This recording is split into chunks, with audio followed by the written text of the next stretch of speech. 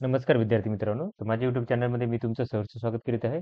तर तुमच्यासाठी एका महत्त्वपूर्ण विषयावरती व्हिडिओ घेऊन आलो आहे. तो म्हणजे महाराष्ट्र शासनाच्या वन विभागामध्ये वनरक्षक पदाकरिताची भरती प्रक्रिया सुरू आहे. त्याच्यासाठी उद्यापासून ठाणेसाठी काय की विद्यार्थ्यांचं ग्राउंड असणार आहे. शहापूर इथे असणार आहे.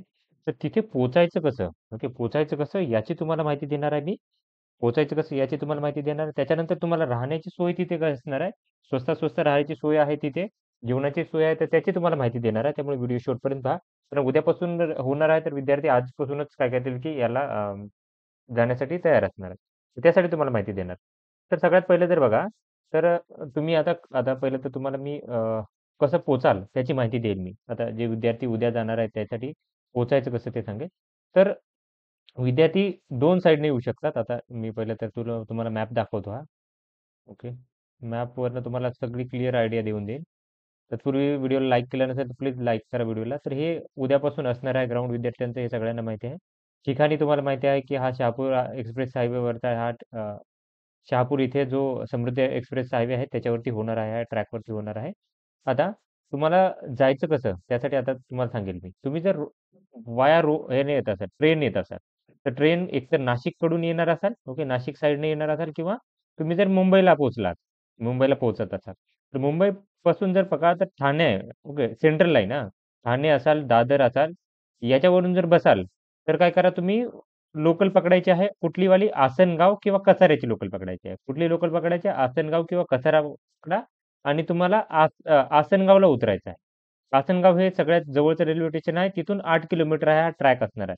जिथं तुमचं धावण्याचे ठिकाण असणार आहे. ओके. इथं असणार आहे. ठीक आहे. आता तुम्ही याच्यातनं आला, आता नाशिककडून आला. नाशिककडनं जर आला, नाशिकला उतरा आणि तिथून काय करा, की तुम्ही एक्सप्रेस पकडली तुम्ही किंवा कुठलीही ट्रेन, तर ती कसाऱ्याला थांबते. टेक्निकल हॉल्ट असतो. कसाऱ्याला थांबतेच थांबते ती लोकल. ओके. कसाऱ्याला नाही थांबली तर डायरेक्ट मग पुढे येऊन ती कल्याणला थांबणार आहे. तर सपोज कसाऱ्याला थांबली, तर कसाऱ्याला उतरा आणि कसाऱ्यावरनं काय करा, की कुठलीही स्लो लोकल पकडा आणि तिथून काय करा, की आसनगावला उतरा. ओके, आसनगावला उतरा. आता दोन्ही साइडनं मी काय केलं, की तुम्हाला ट्रॅकची माहिती सांगितलेली आहे. इकडूनही कसं झालं आणि तिकडून कसं.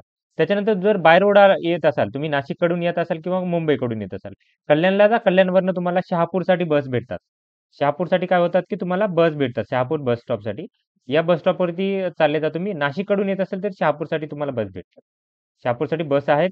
सकाळपासून बस आहेत. तर तुम्ही दोन्ही साइडनं काय करू शकता, की मुंबईकडून आणि इकडून नाशिक साइडनं तिकडे त्या ठिकाणी येऊ शकता.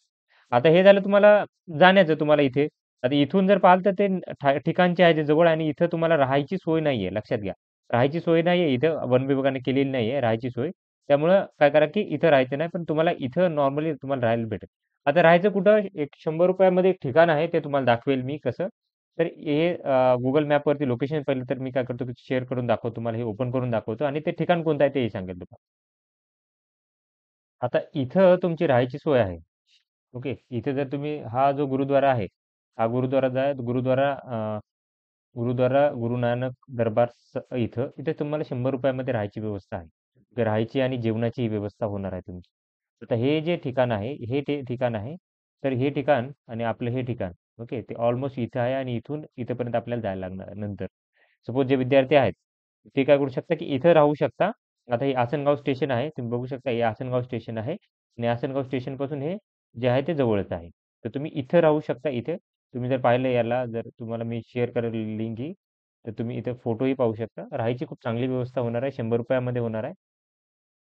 जास्त पैसे घालवण्याची गरज नाही आहे तुम्हाला.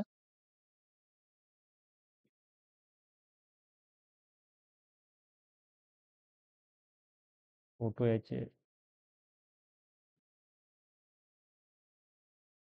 इथे तुमची राहण्याची व्यवस्था होईल आणि तुम्ही काय करू शकता, की सकाळी लवकर शिफ्टला काय करू शकता, की जाऊ शकता. खूप चांगली सोय आहे इथे राहण्याची.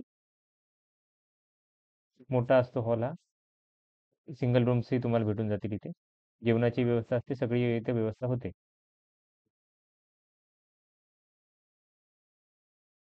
तुम्ही इथं एक ऑप्शन ट्राय करू शकता. राहण्यासाठी इथे ऑप्शन काय करू शकता, की ट्राय करू शकता आणि इथूनच आपलं जे ठिकाण आहे, ओके. आपलं जे ठिकाण आहे ते इथं जवळपास आहे कुठेतरी. तुम्ही बघाल आता ह्या मॅपवरती सापगाव हा फाटा आहे हा. तुम्ही बघू शकता, की हा सापेगाव फाटा आहे आणि इथूनच हे इथं जवळपास ठिकाण आहे. तिथे जवळपास. आता मी Google मॅपवर लावून तुम्हाला दाखवतो, की किती दूर आहे. म्हणजे तुम्हाला समजेल, की सकाळी जाता येईल की नाही त्याची तुम्हाला काय करू शकता, की कल्पना घेऊ शकता. आणि तुम्ही जर बघाल, तर हे जे ठिकाण आहे ॲक्चुअली इथं असणार आहे. लोकेशननुसार इथं आहे ठिकाण ते. आणि तुम्ही पाहाल, तर इथं एक इंजिनिअरिंग कॉलेज आहे. ओके, इंजिनिअरिंग कॉलेज आहे इथे. त्याच्यानंतर जर पाहाल तुम्ही, तर इथं एक हे पण राहण्याची व्यवस्था एक हॉटेल आहे इथे. ढाबा शहापूरचा शहापूर ग्रिल म्हणून एक हॉटेल आहे इथे दिसत आहे. ओके, लोकेशनच्या जवळपासच आहे ते. तर इथून तुम्ही सकाळी आता इथं तुमचं ॲक्चुअलीमध्ये हे ठिकाण असणार आहे गुरुद्वारा साहिब सांगतो मी तुम्हाला. जास्त दूर नाही आहे, 7 किलोमीटरपर्यंत आहे. तुम्हाला पण सकाळी-सकाळी तुम्हाला तिथून हे भेटू शकतात. ऑटो वगैरे काही करू शकता. हार्डली 10 7-8 किलोमीटरचं अंतर आहे इथून जर म्हटलं तर 7 किलोमीटरचं अंतर आहे. तुम्ही म्हणजे स्वस्त-स्वस्त सांगत आहे तुम्हाला, तर इथं तुम्ही काय करू शकता, की राहू शकता. ओके. आता राहण्याची आणि तुम्हाला जायची कशी हेही तुम्हाला काय केलं, की माहिती दिलेली आहे. अजून मी काय करत आहे, की माहिती काढत आहे, की इथं जवळपास या या कॉलेजमध्ये काही राहण्याची व्यवस्था होईल का? इथं जर झाली तर हार्डली या ठिकाणापासून आपलं ठिकाण कसं आहे, की हे जवळच आहे.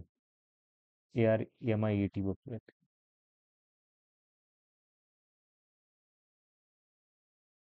ओके. तर हे ठिकाण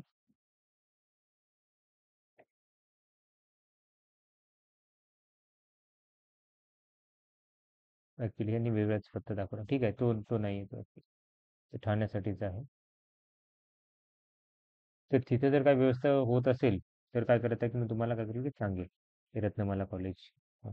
तर 950 मीटरवरतीच आहे. 1 किलोमीटरपेक्षा कमी अंतरावर हे कॉलेज आहे. तर इथे राहण्याची काही व्यवस्था होत असेल, तर मी तशी चौकशी करतो. त्यांनी काय अलाउड केलं वगैरे, तर तुम्हाला काय करू शकतो, की राहण्याची व्यवस्था बघतो तिथे काही असेल तर. तर अशाच इम्पोर्टंट अपडेटसाठी माझ्या चॅनलला सबस्क्राईब करा, व्हिडिओला लाईक करा आणि इन्फॉर्मेशन मित्रांसोबत शेअर करा. धन्यवाद.